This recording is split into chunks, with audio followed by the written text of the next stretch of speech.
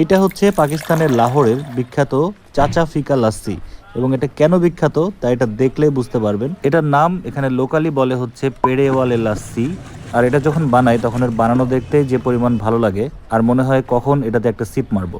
এটার দাম শুরু হচ্ছে বাংলাদেশি টাকা 90 টাকা থেকে 220 টাকা মতো।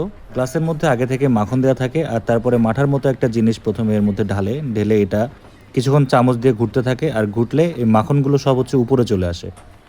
তারপর এই বিশাল সাইজের গ্লাসের মধ্যে চলে যায় হচ্ছে প্রচুর পরিমাণে দুধ, এবং তারপরে একদম মাখনটা ভেসে ওঠে উপরে। এরপরে একবার এই গ্লাসে একবার ওই গ্লাসে নিয়ে কিছুক্ষণ নাড়াচাড়া করে, নাড়াচাড়া করার পরে মোটামুটি এই লাস্সি রেডি হয়ে যায়। তারও উপরে আবার যায় হচ্ছে কিছু দুধের সর, একদম ঘন সর এর উপরে দিয়ে দেয়, এবং তারপরে এই যে এই প্যাড়া সন্দেশগুলা এর উপরে ভেঙে ভেঙে ডেকোরেশন করে দিবে। আর এই পুরো বানানোর প্রসেসটার নিয়ম অবাক হয়ে তাকায় দেখছিল।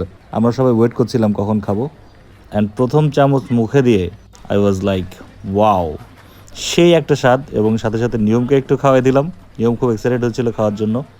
এটা সার্ভ করার সময় ওরা বলে দেয় যে এটা খেতেও হবে এবং সাথে সাথে পানও করতে হবে, তার মানে একবার চামচ দিয়ে আর একবার গ্লাসে মুখ দিয়ে এটা খাইতে হবে। অ্যান্ড নিয়ম এটা খাওয়ার পরে পুরো ডান্সিং ডান্সিং মুড চলে আসছিল ওর, এবং এটা এতই স্বাদ ছিল যে এক গ্লাসে আমাদের হয় নাই, পরে আরেক গ্লাস নেওয়া লাগছে।